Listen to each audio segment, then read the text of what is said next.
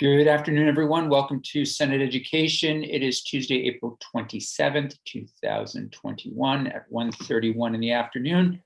We're going to start our day looking at the federal ESSER rules. Senators may recall. I can't hear. Can anyone hear me? I can. I can't hear you, Senator Campion. Okay. I can hear both of you. Okay. Senator Lyons. I can't hear you. Let's see how. Senator Hooker, can you talk? So Can you hear me, Julie? I can't hear anyone. I'm going to leave and come back. Okay. Yeah, I've had that problem before. You have to reboot. Well, we're off to a great start this afternoon. It can only get better, Senator. Can only get better. Can only get better. Welcome back to Senate Education. We are going to start off, as I mentioned, looking at federal ESSER rules. Senators will recall that we had Secretary French in on Friday, and there appeared to be a disagreement between the administration and the legislature around ESSER spending, and we have a number of people with us to take us through that. We are then going to return to H106 and look at a new draft of 106. That's the Community Schools Bill. And then we will take a look at S114, a side-by-side on our literacy bill, which senators will recall we had a midway point where we were in negotiation with the House. I think we've gotten possibly to a good start, solid, hopefully getting close to a finale, if you will. I'll wrap it up with that. So, but I look forward to hearing everybody's thoughts. So with that, it looks like the first person on our list is Austin Reed. Welcome, Mr. Reed. Thank you. Glad to be here today. Yeah, great to have you with us from the National Council of State Legislatures. Mr. Reed, if you want to, or if you prefer I do it, but it would be great if you would do it, frame the problem that you're hearing from other legislative bodies and perhaps a little bit of the conflict that you're seeing throughout the state, or perhaps we're an anomaly throughout the country, but perhaps we're an anomaly and there's only Vermont that's having this kind of back and forth. Sure. As it pertains to, I think, the issue at hand and the interim final rule that the department issued on the ESSER 3 funds, you're the first state that I've heard have this particular conflict. There are a number of conversations that I'm aware of in other states about, how involved the state legislature plans to be on the ESSER fund. And we've seen a number of states appropriate ESSER funds, ESSER 2 and ESSER, and now we're starting to see ESSER 3 funds through their appropriations process. But the question has been more of a state level conflict where, in some cases, the state agency is headed up by a publicly elected official. And so the legislature is contemplating their authority in that regard. But there's also just a number of conflicts between governors and legislatures on existing emergency powers or their existing federal or their existing state statutes on appropriating unanticipated federal funds, which is a little bit beyond the scope of my expertise. But I know that these are conversations that are happening in other states, and we are tracking legislation that pertains to the ESSER fund passing through the state legislature and then back out to the state agency and the local districts. So if I'm correct, and I look to Mr. Klein and Ms. Benham and others on this, we have this ESSER set aside that the Agency of Education has based on federal guidelines, something roughly like a 10% set aside. They have these dollars. We have a series of different bills that have allocated or working to appropriate ESSER funds from those. And just for clarification, that is where I think our disagreement, if you will, is. Ms. Benham, would you say that's an accurate summary? Yes, and what I was going to suggest is we were thinking that Mr. Reed could talk to you about what other states are doing, and then Legislative Council would talk to you about their legal interpretation about what your role is in this process, the legislature's role is, and that was sort of how we were thinking we could roll out this discussion on that topic. Great, thank you very much. Mr. Reed, back to you. Would it also be helpful if I discuss kind of what I know about how the application process that the Department of Education has stood up for each of these ESSER funds and how this one is different than past rounds? I'm looking for Ms. Benham or Mr. Klein on advice on this. I don't know if how deep. Yeah, I would just take 10 minutes or so, Austin, just explain the sheet you gave out. I don't know if they all have it, the legislative action on ESSER 2 and 3. And if you want to take a couple of minutes before that to lay that's So, fine. and I don't think they have the They sheet. should, yeah, we should make sure to forward that to them, I guess. Yeah, I will, would it be helpful to share it, or what would you all like to, it's a sheet that Austin prepared on what other states are doing. What makes sense for you, Mr. Chair? Sure. If you think it would be helpful to this discussion, then yes, please send it to Jeannie Lowell and we'll get it up on the screen. Okay, Or and up Austin, on our Yeah. web. and Austin, I'll just send the final one that you sent yesterday. Is that right? I That's just correct. sent it to her. Oh, you sent it. Okay. Catherine, I've made you co-host if you're able to share it right off. Maybe that would work too. Okay, let me find it first. Austin, do you want to Okay. start with that, or do you want to just do your quick intro on whatever you want to do? I'll do both, and I'll give some abbreviated remarks on the context, and then flow into how states are dealing with the ESSER fund. So just for context, the ESSER 1 program was passed last spring, of course, and the CARES Act was very specific in saying that the Secretary of Education had to invite state applications within 30 days, but it didn't outline any specific application requirements. The Department of Education last spring followed those guidelines. They did issue an application, had a couple of questions on there.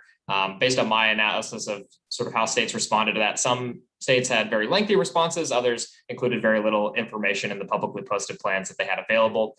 When ESSER 2 funding was passed in late December, the stimulus package that came through said that the existing certification and agreements that states had signed for ESSER 1 would suffice for ESSER 2 funds. And so the Secretary of Education, and that would be Betsy DeVos at the time, issued those plans without any further guidance from the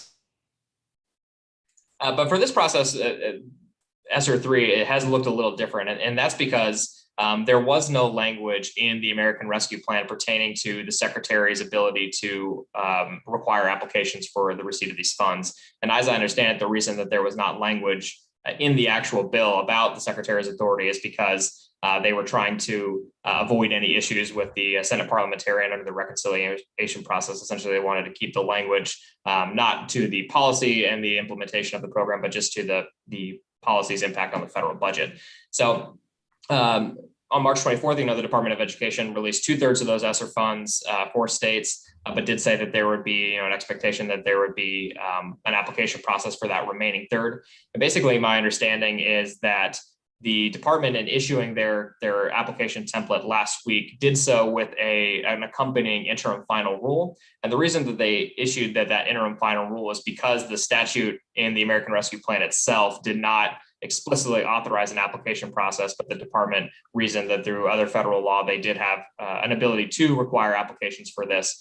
And so, something I just note is that, this application process is something that the department is standing up. I think local groups, local state and local advocacy groups are still sort of working through what this would mean for states. One thing we sort of examined is that, we from our initial analysis of this, we don't think that there are too many ways in which the Department of Education could deny applications based on the length or quality of the responses in the application. So we're, at least in this initial stage, sort of viewing this application process as one that the department is using to communicate. We've heard that the department intends for this to be an opportunity for states to show the value of this investment, but in terms of what authority the department would exercise and approving or not approving these state plans is to be determined. But there doesn't seem to be a lot of evidence in these plans to suggest that the department would have some sort of qualitative evaluation process of the plans themselves. So that's just some background context. Again,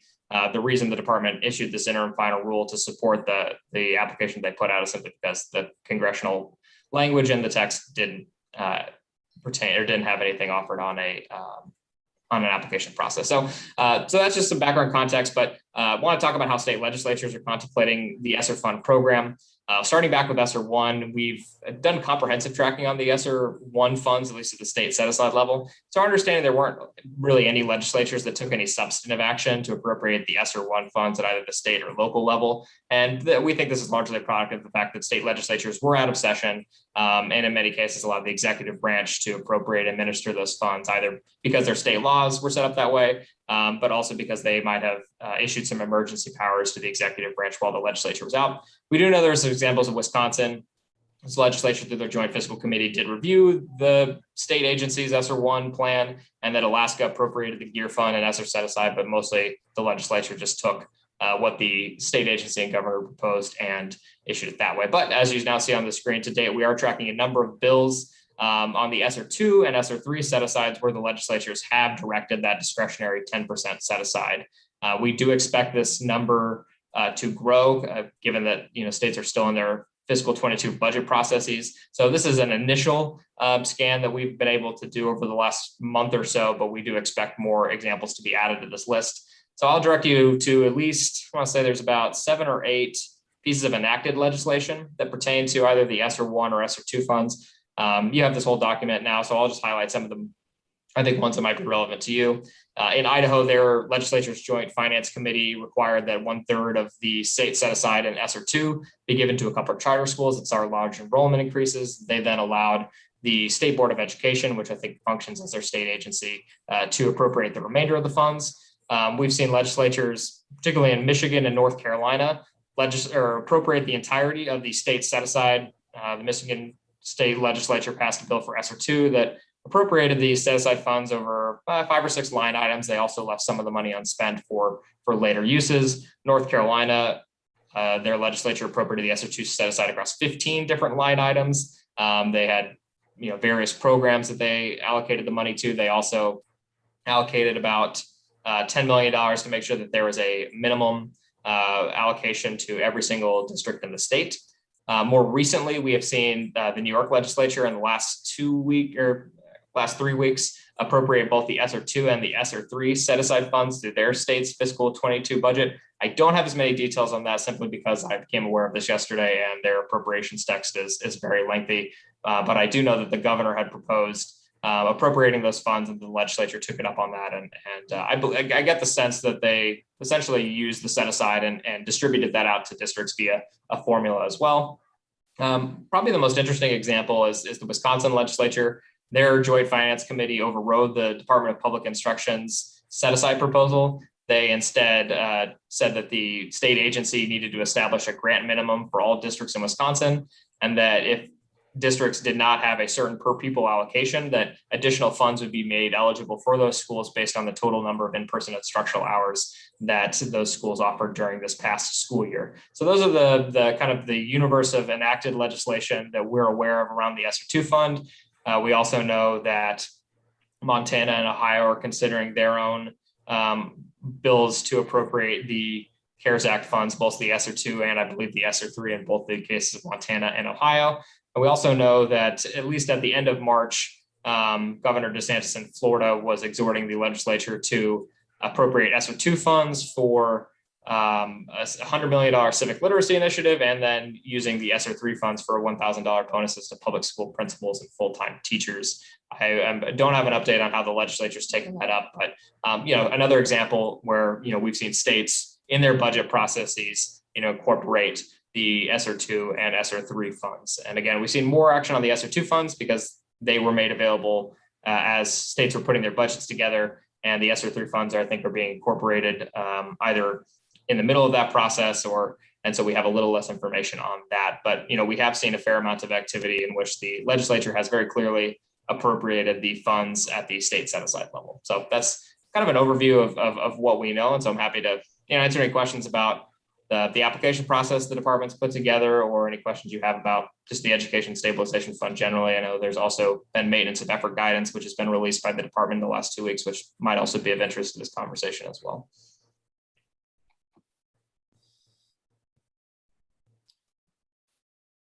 Thank you. It would be easier if you wouldn't mind just taking that down so we can see if people have questions. Anything at this point for Mr. Reed? Senator Lyons? So in terms of the legal analysis that NCSL has done, obviously, we're going to hear from our own legal counsel on this, but in terms of legal analysis that NCSL has done, is there anything that precludes, in your, with your understanding, is there anything that precludes the legislature from giving direction to the administration for utilization of ESSER funds?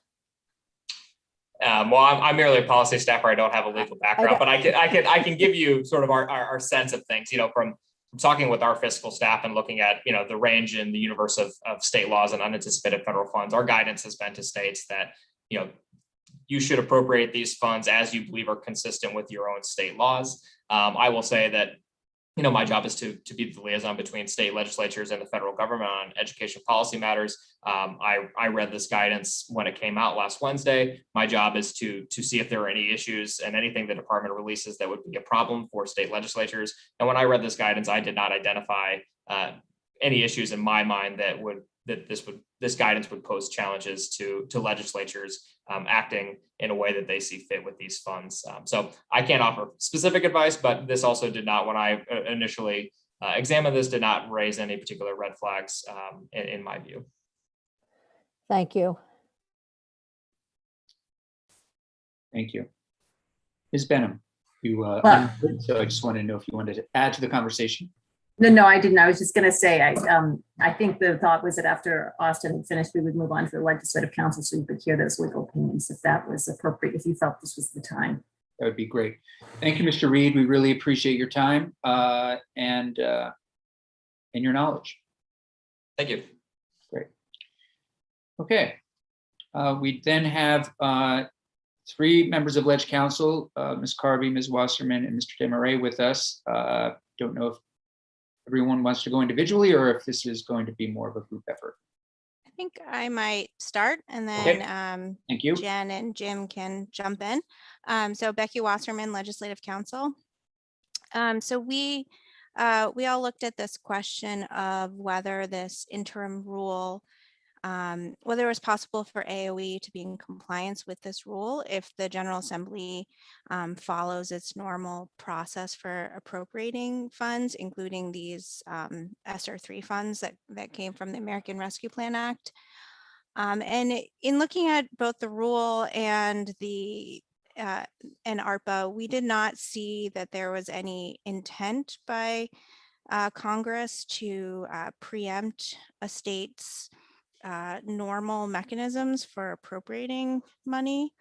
And so we don't think that there is an issue for AOE to follow the process that's required of them in the rule, as and it's possible for that to happen in conjunction with the General Assembly using their constitutional authority to appropriate funds.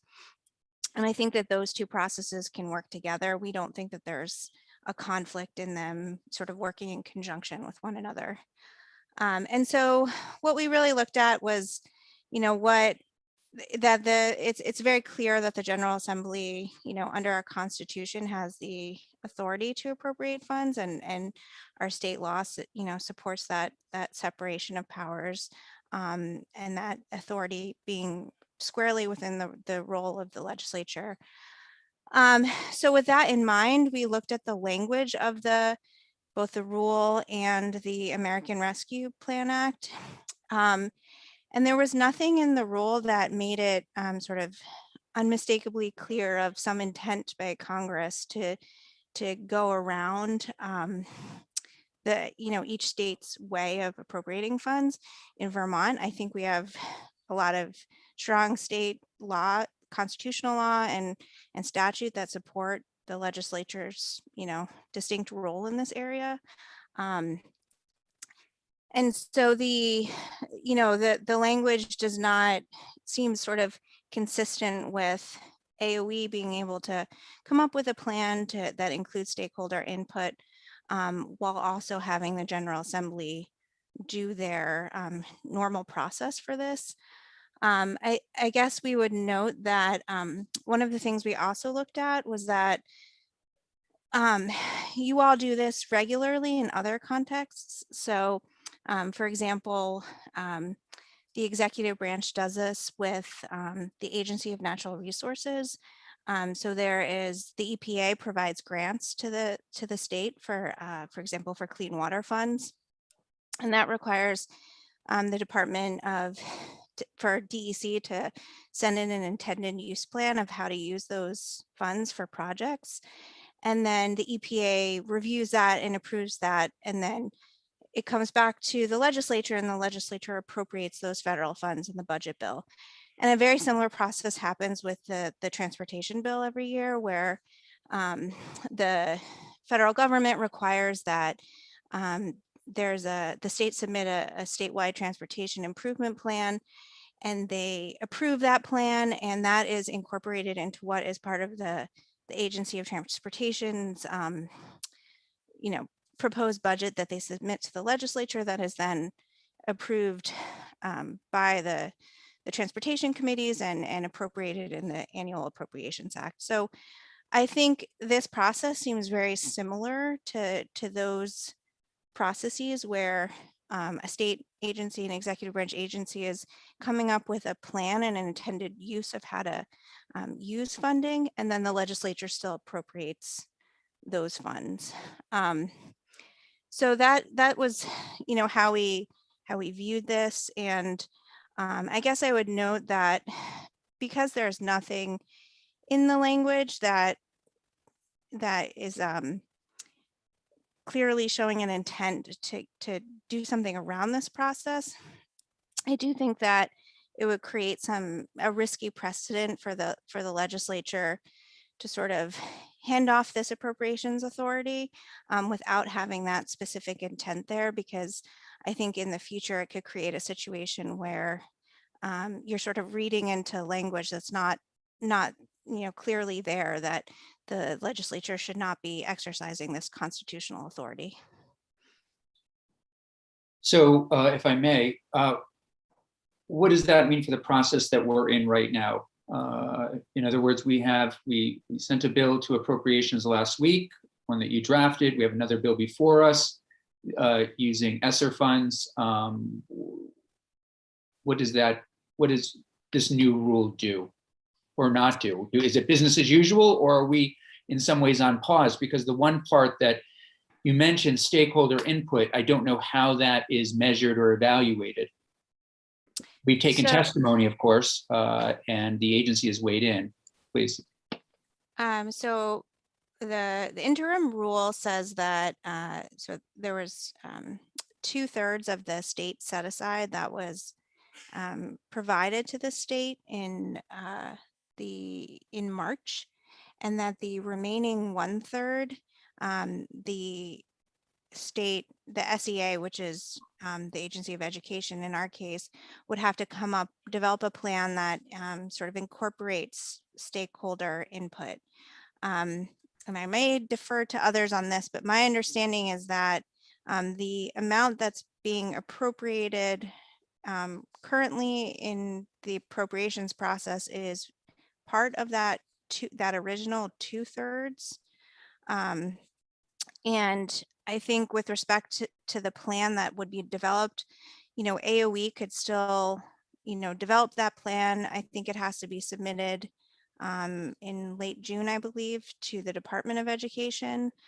And then I think that the process would be that once that is approved, that they would come back to the General Assembly next session and have it be appropriated during the normal process. But I will let anyone else speak up if I have misspoke.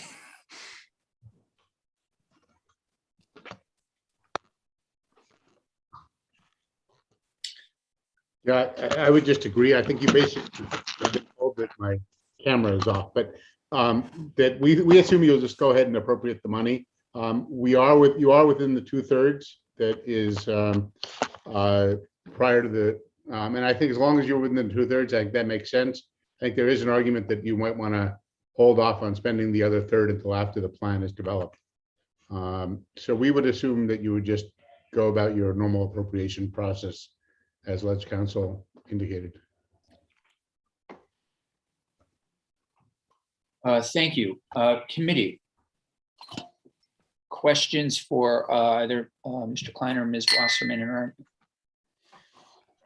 So we'll go, again, just to reiterate, we're going to go through this process as is, because again, we're within the 2/3. And then regarding the other piece, the other third, Steve, I don't know if you're in an earthquake or if it's, I don't know if I should. No, I think it's okay now. Catherine. I'm keeps feeling telling me that my slightly camera isn't nauseous, but I aimed just want to make sure you're okay. right. No, I'm fine. Okay. So how would the other third work? In other words, what happens at this point? The agency would spend time going, putting together a plan, going out and talking to stakeholders, and then bringing whatever they want back to the legislature for approval. Yeah. And then so the I understand legislature the ESSER would 3 money. say, sorry, The ESSER 3 money is good till 2024. yeah, So, I mean, and this, if they want to, two things could happen. One is you could get the plan and you could spend the money when you come back in January, February, March, because you'll still have 3 years to allocate the remaining third. I mean, the other alternative, and I haven't really, this is something I can let council opine on, but I suppose you could contingently allocate it, but really there is supposed to be a planning process that occurs first. So I would lean toward letting the planning process go and just Sure. holding the remaining third till you come back in January. And we're holding a fair amount of the ARPA money, probably half the ARPA money till January. And I think in the same vein, you really holding a third of this till you know what the planning process comes up with and what the needs are seems totally appropriate. Yeah, and I would add to that, that I think the interim rule is clear that for that other third, I mean, a plan has to be developed and submitted. And I think, as Austin mentioned, I don't know that it's clear at this point, if the Department of Education is just going to be approving whatever comes their way, but I think it is probably best to wait until that planning process is sort of completed and clear. This is also just an interim rule, so there might be it might be additional guidance on how that approval process will be done in the future. So it seems it would be wise to just wait to see how that planning process plays out before appropriating those additional funds. and just so I and colleagues know, so the Agency of Education could come back with something that the legislature isn't comfortable with. In other words, it's a plan that they've put together that we could then not agree with. So it seems to me that this would be an opportunity before we leave for the agency and this committee to get together, to have conversations, to in some ways at least get to a point of, okay, we're comfortable generally in terms of some of these priorities that we're both working on together, so that there are just no surprises. And that's more of a, whether politics, policy, whatever you want to call it, but that seems to be makes sense. Okay. Anyone else? Questions up to this point? Otherwise, I don't know if we want to continue with Ledge Council or if there's anything else Mr. Klein or Ms. Benham want to say at this point. Senator Perchlik. What's the other fund where there's a 10% holdback for AOE? There was another part where there 90% goes out to the schools and there was 10% for AOE. I thought that's what this was. But I thought we were talking about a third. Oh, sorry, it's a third of the 10%. Oh, sorry. Yeah, I'm sorry. We're under the 2/3 of the 10% right now. Okay. Thank you. The full amount is about 28 million, Catherine, is that right? 28.5? So That's correct. Yeah. We So I guess actually have on our webpage, we have posted a tracker to keep track of the, because there are a number of bills out there and you all obviously haven't closed them all out. So we have a bill trying to capture all of the bills that are in motion on this. Okay. And we could send you a link to the tracker. Maybe we should do that. And, Yeah, I can do that. yeah. And so we would assume we'd go through. I think the chair mentioned it's really true that in normal processes, if you look at transportation and clean water, there is a lot of interplay between the committees and you actually do it very well with education. I mean, there's a lot of discussion, working together. And in a sense, what you do in your committee is a public process too. And it seems like, I think as Ledge Council said, this all could work together very well, where they'll do the planning process, you'll do the appropriation, and it can, just like in those other examples that Ledge Council gave, where clean water and AOE, clean water and transportation, the process can be a very positive process. We don't view this as having to be conflictual.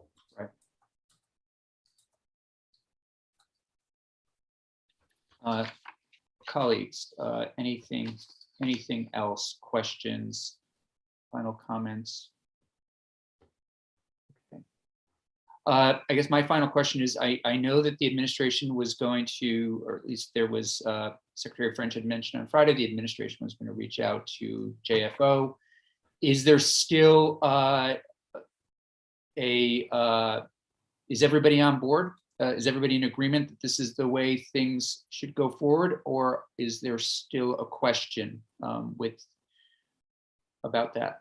Is the administration in agreement with what we just talked about, or are they not there yet? We just do not know, and we probably should set up a meeting with Ledge Council and us and the administration to talk about it. But they have not reached out as of yet, and we just put this together for you all, so we really need to think about the next steps. Senator Lyons. Yes, so we did hear from the Secretary of Education that of the agency that they felt they had the authority to spend the money themselves without legislative input or oversight. So I think there may be a difference of thinking on this.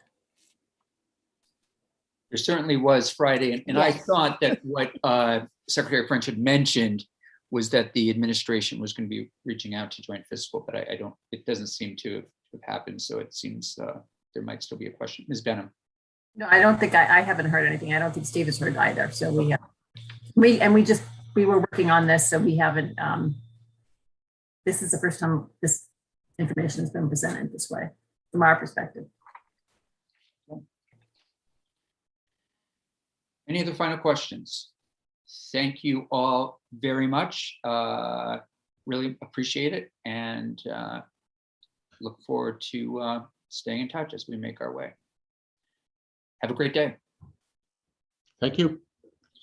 Committee, we're a little ahead, but that's okay. We have Ledge Counsel, Mr. Desmarais here. We're looking at H106. This is the Community Schools Bill.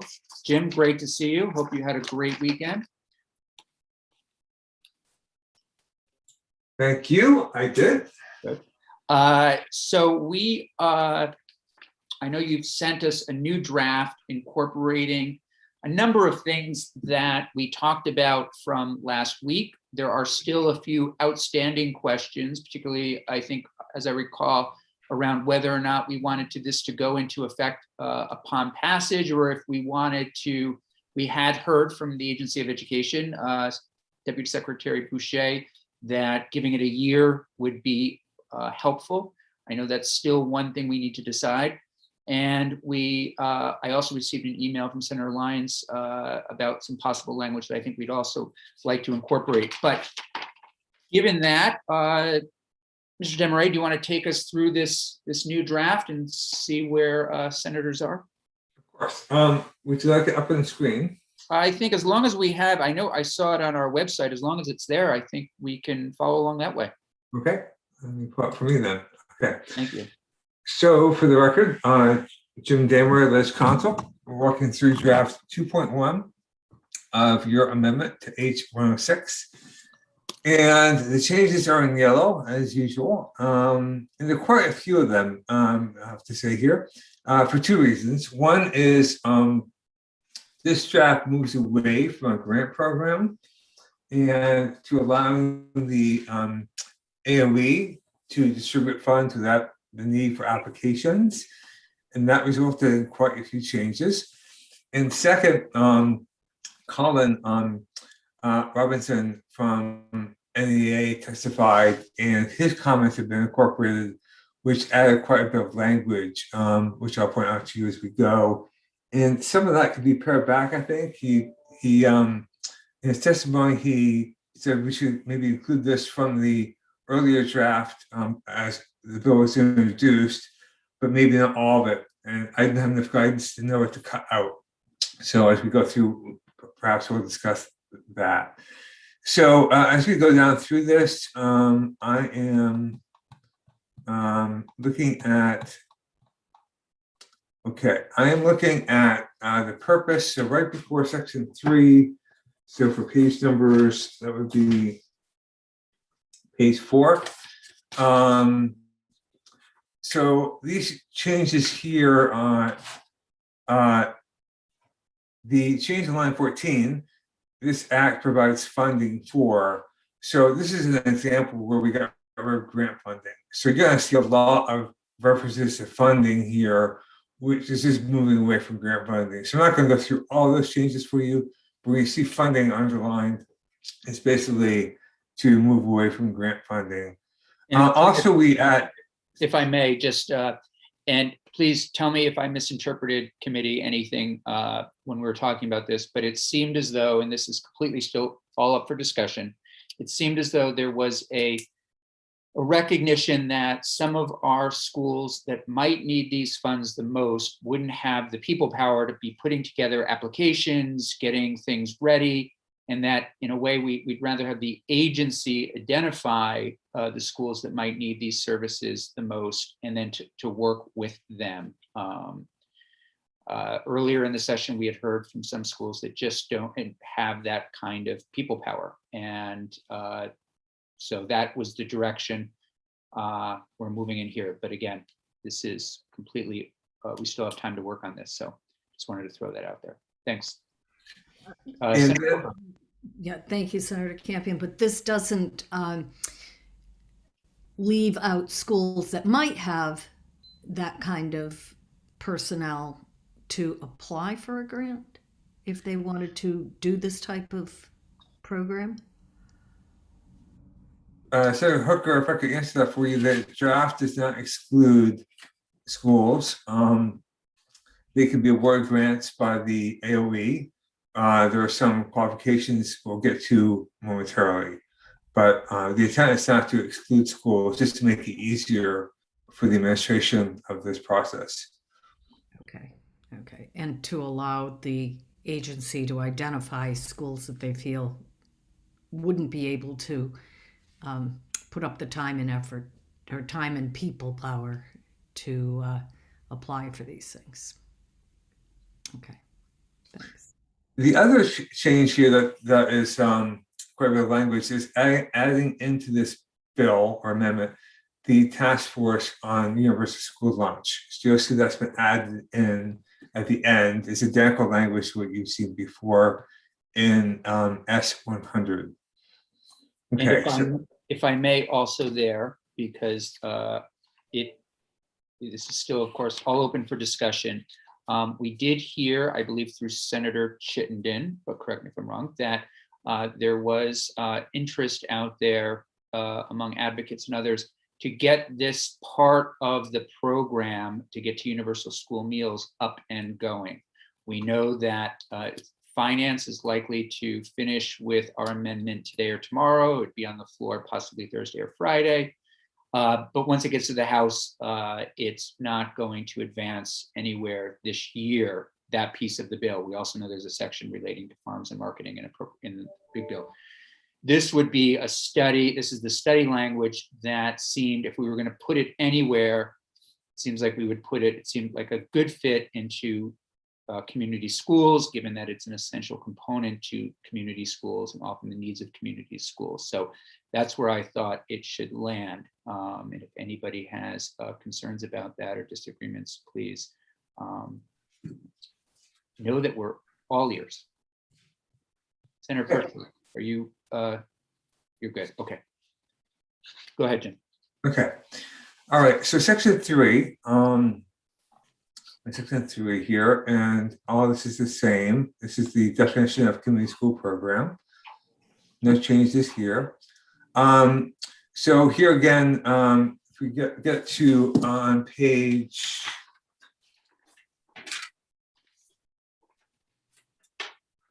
sorry.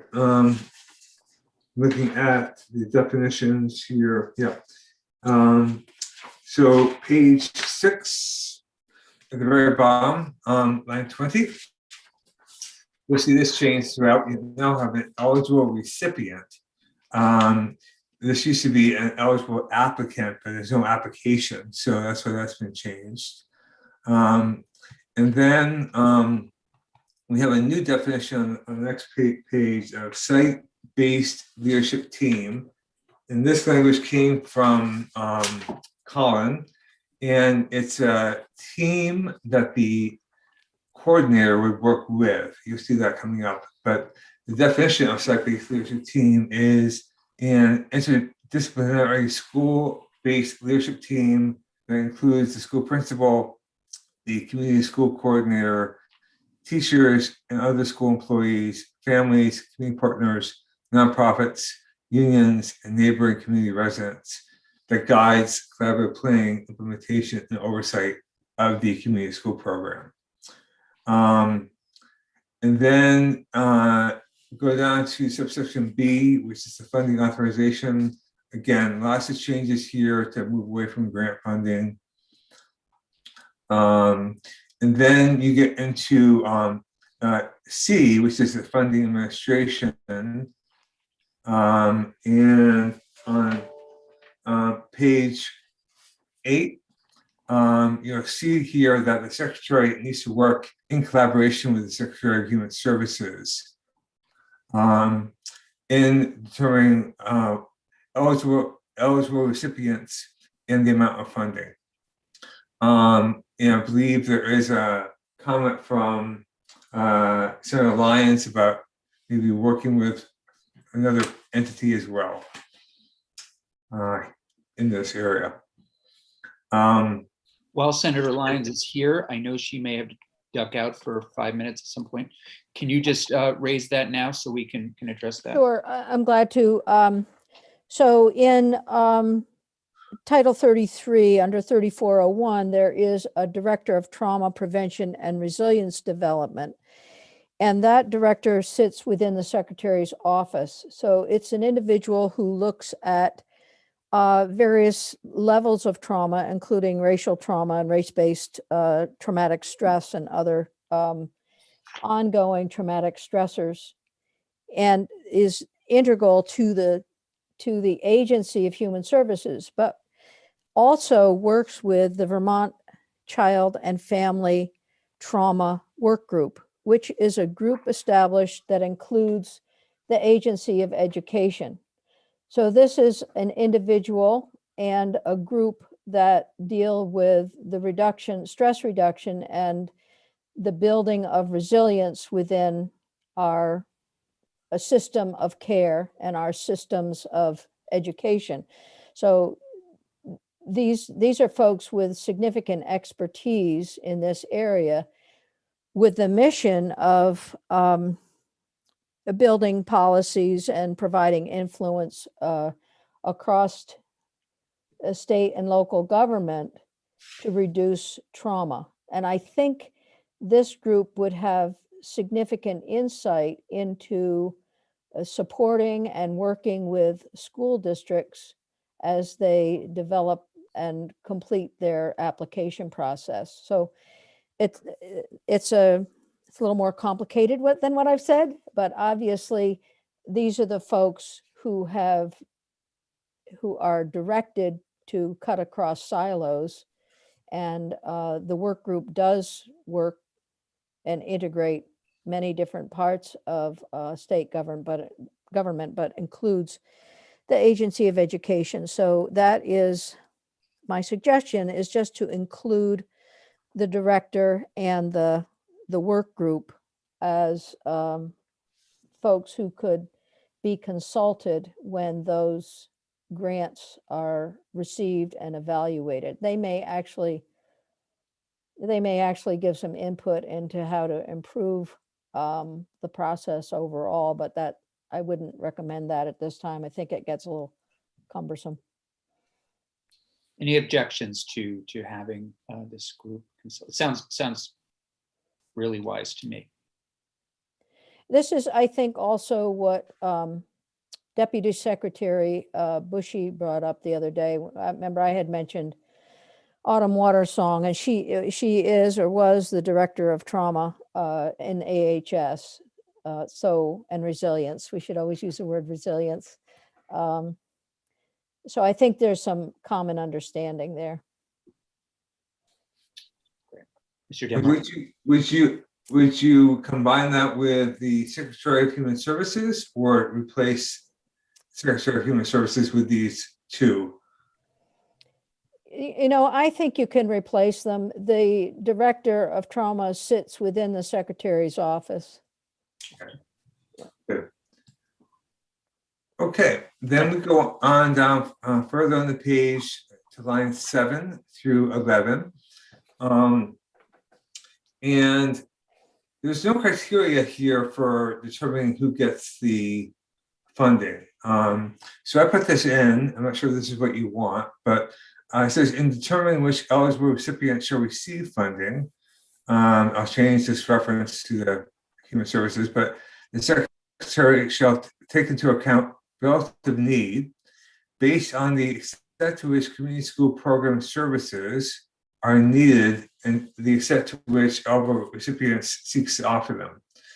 So the extent to which community services program, the extent to which community school program services are needed would go to those 4 pillars of community school programs. So what I guess I envisioned when I was putting this language in was the AOE would look at where they are in terms of those 4 pillars and the extent to which those SUs want to move toward the 4 pillars.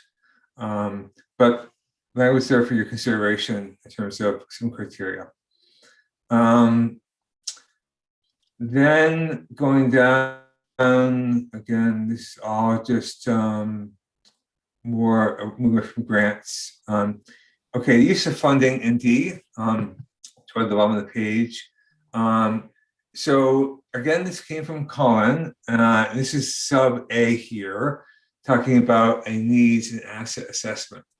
So now it says the recipient of funding under this act should use the funding to A, if a needs and assets assessment has not been conducted within the prior 3 years that substantially conforms to the requirements in this subdivision, then in collaboration with the site-based leadership team, will conduct a needs and asset assessment that includes a number of things. So this is basically looking at your current environment and seeing what's necessary.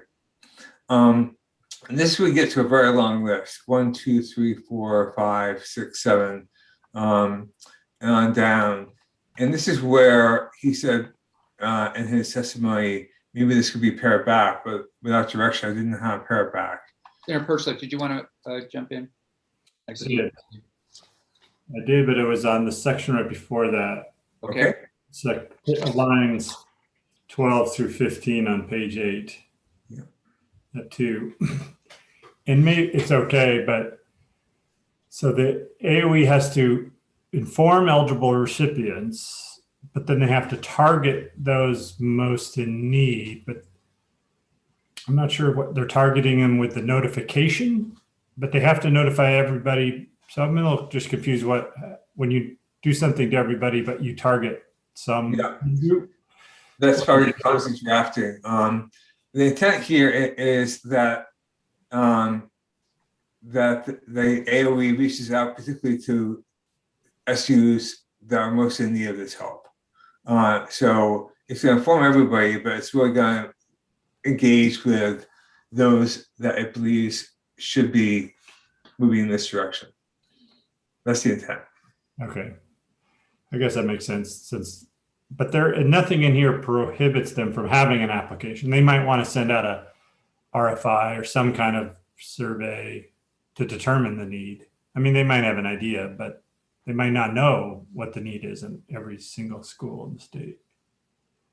Right? They're not prohibited from having. They're not prohibited. No, they can make inquiries or that's up to them. they could even do an application if they wanted to. They could. Okay. And I Well, even- I'm sorry. okay with the intent, but I think it's worded strangely.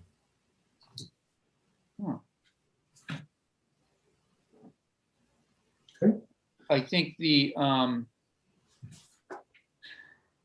know that these assessments have also are now due back at schools, and that might also give the Agency of Education, this is the sort of COVID assessments, if you will, sort of where the institutions are at, and that might also give them some guidance. But yeah, we're trying to figure out, again, I'm completely fine with going back to the application process. I'm just afraid that if we did that, we just wouldn't get those schools that need this the most. And do we want them taking the time to work on application? I mean, I could be wrong in this, but I think there's, there are going to be 30 schools that AOE would likely identify. Senator Hooker? And I was just going to say that I thought we were assuming that this is all going to be based on data. Yeah. And, is coming from either the assessments or records, testing scores and poverty levels and the like, so that the agency would then reach out to those schools, and then it would still be up to the schools, so whether or not they're in the districts, whether or not they wanted to participate. Sure. Yeah, there's no question that it would still be up to them. And one of the things, the other reason perhaps to do it this way rather than an application is all these districts really do have a lot of funds right now, and they are going to be using their funds. And yes, they could use it this way for these kinds of things, but this is giving them another option. I do think what you and Senator Perschler are talking about raises a good point in that if Jeannie, are you there? I am here. The Agency of Education, Heather Boucher, come in tomorrow to talk to us a little bit about, how would the agency identify those schools that are most in need, so that we know that, again, we're identifying those institutions that might need this assistance the most and work with them to develop. That might be helpful. I don't know if Senators Hooker or Perschler want to say anything else at this point. Okay. Please go ahead. Okay, so we are now going through on page 9, all these criteria for the needs and asset assessment. Again, this came from the bill as introduced. So number 1 is where available and where applicable, student demographic, academic achievement, and school climate data disaggregated by major demographic groups, including a number of things. 2, access to a need for integrated student supports. 3, access to a need for expanded and enriched learning time and opportunities.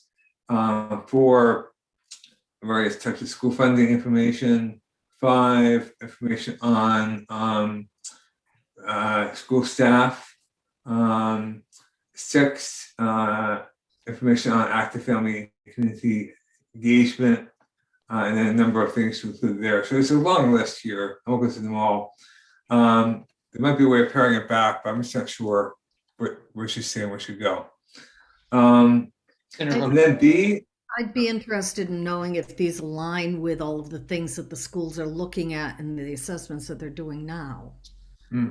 That's a good point. And we can ask Dr. Boucher that tomorrow, whether or not there's a connection there or not. That's a good point. Okay. Mr. And Demmer. then on the next, on page 10, B, again, we're in uses of funds. So first is the needs and asset assessment. And then second is to hire a community school coordinator to, in collaboration with that site-based leadership team, develop and implement a community school program, or designate a community school coordinator from existing personnel, and then augment work being done already. And then C is in collaboration with the site-based leadership team to develop and implement the plan to improve outcomes. And then D, I have a Senator question. Berklick, I want to jump in. Yeah, I had a question on C. yeah, So these fundings are all shall. And so I just wondered about requiring each one to do this with the site-based leadership team. I mean, I don't want to sound like I'm against literacy, improved literacy right. outcome, but I just wondered if this should be a shall or if it should be based on the, I mean, I'm assuming you could always improve literacy. I just wasn't sure we wanted to make sure everyone that gets the money has to do this one. Right. What line are we on? That you're seeing 14. this? Page Uh, 14. Page 10, line 14. Thank you. 2, 3, 4, 5, 6.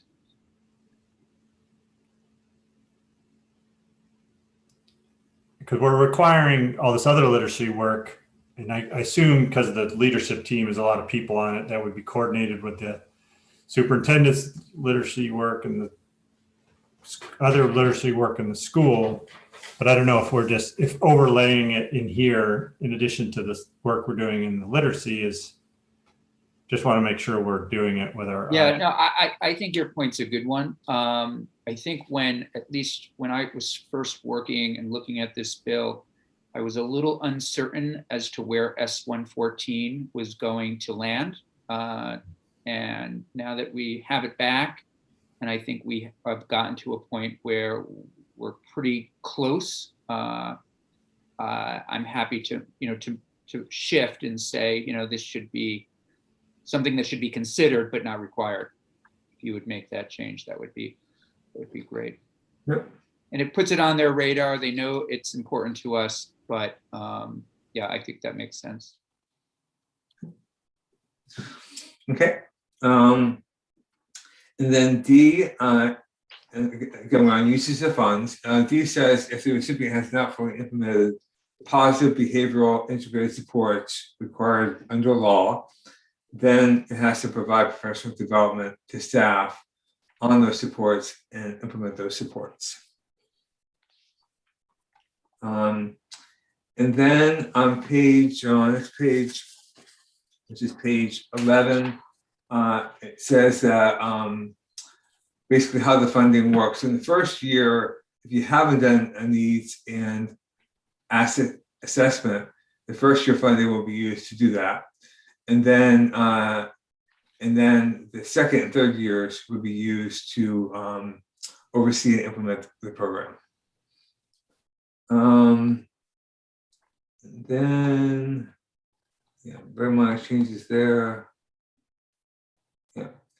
Okay, and then we come down to section 5, which is on page 12, which is the task force. Identical language, it was in S100. So I want to take you through that. And that ends it, I think, yeah, and then that's the end of the bill, the amendment. So committee, a couple of things. First, I'd say that I think having Dr. Boucher back in tomorrow to work with us to have some of these questions answered will be really helpful. I also think it's good to have her back in to talk to us about back to the timing issue. I'm kind of mixed. I'm hearing her concern about, all the work that has to be done right now. At the same time, these assessments are coming in, they're due. Is there a reason to get this started sooner rather than later? And yet, then the counter argument to that is, I suspect over the past 5-10 years, the same schools that have needed these services are the same schools today that probably need these services. So I don't think that's going to automatically change in a year. In other words, to Dr. Boucher's point, they have giving them some space and some time to roll this out could be helpful. I think it means that they lose 1 year of funding, the schools. I think that's accurate, correct, Jim? Yeah, so ESSER runs out at the end, I think, of fiscal 23.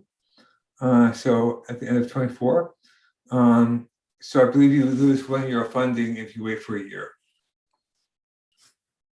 Um, of federal funding. Yeah, so it gives them really 2 years to try this, get up and running, put things in place, as well as work to coordinate ways to find funding to go in perpetuity instead of 3 years through that. So yeah, let's have Dr. Boucher back and let's talk about that.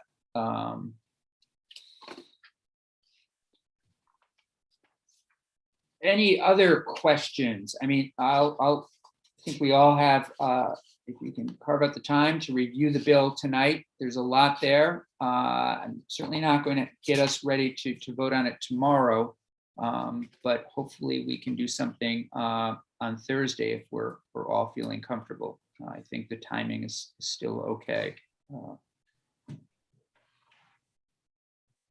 Okay. Okay. All right, so we'll all review it and come back tomorrow. Jeannie will put it on the agenda and we'll have Dr. Boucher in and we'll work through any final questions or concerns. Okay.